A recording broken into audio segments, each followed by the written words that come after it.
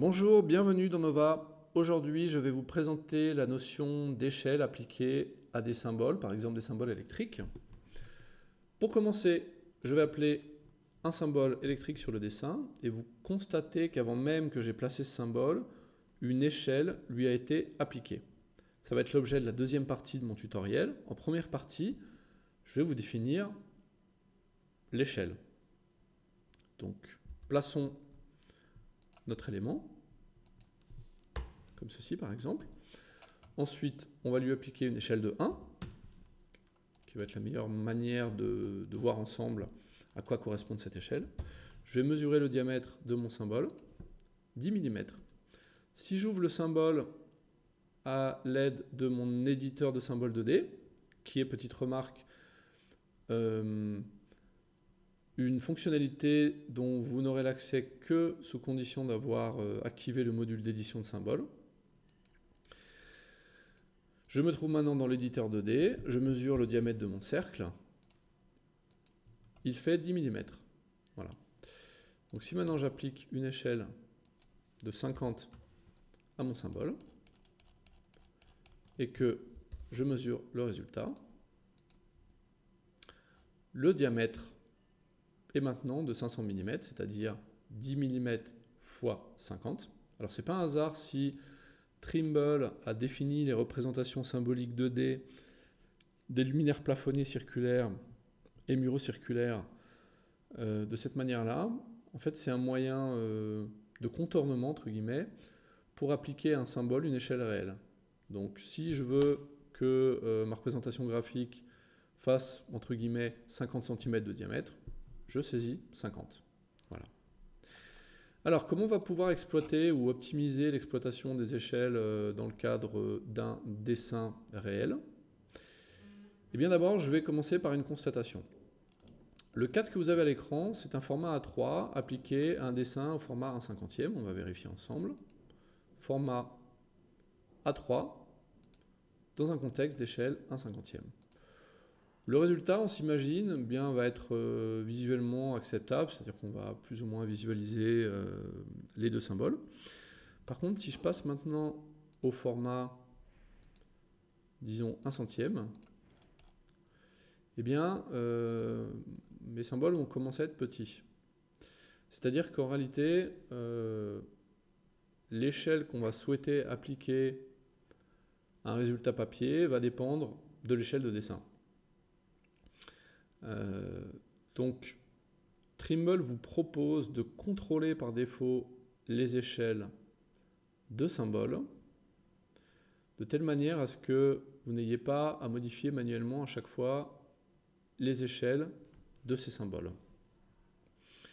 La fonctionnalité en question se trouve ici. J'effectue un clic droit sur une zone vide de dessin, facteur de mise à l'échelle.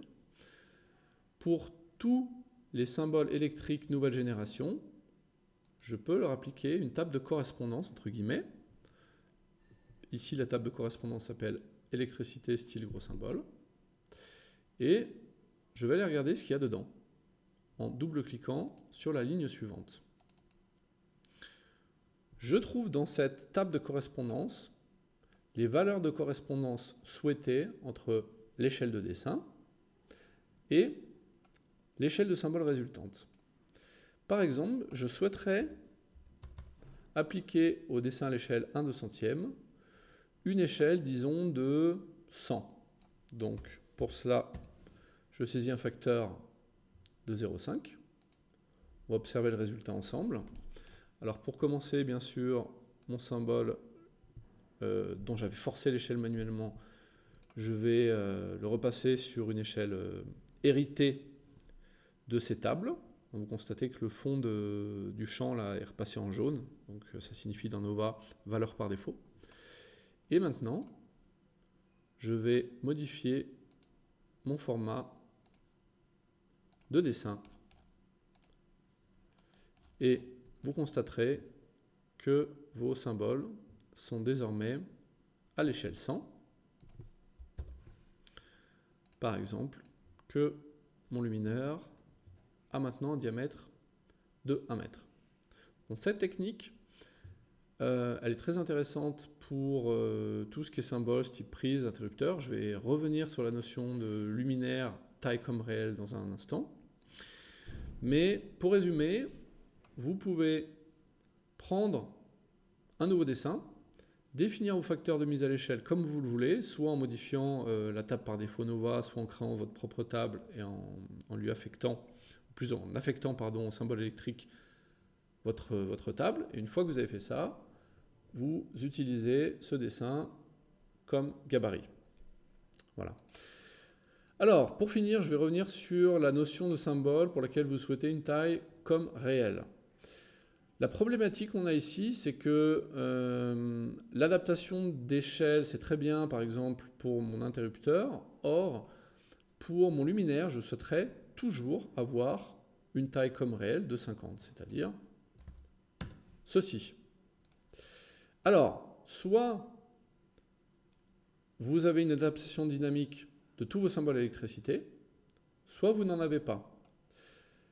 Pour pouvoir forcer, entre guillemets, ou maintenir une valeur d'échelle, quel que soit le format de dessin, pour une catégorie d'objets, par exemple les luminaires plafonnés circulaires, eh bien la solution consiste à forcer l'échelle, je viens de le faire ici, et ensuite à insérer votre élément dans une bibliothèque personnelle. Voilà, je le trouve ici. Et à chaque fois que vous placerez votre objet, il arrivera à échelle forcée fixe. Voilà. C'est tout pour aujourd'hui. À bientôt.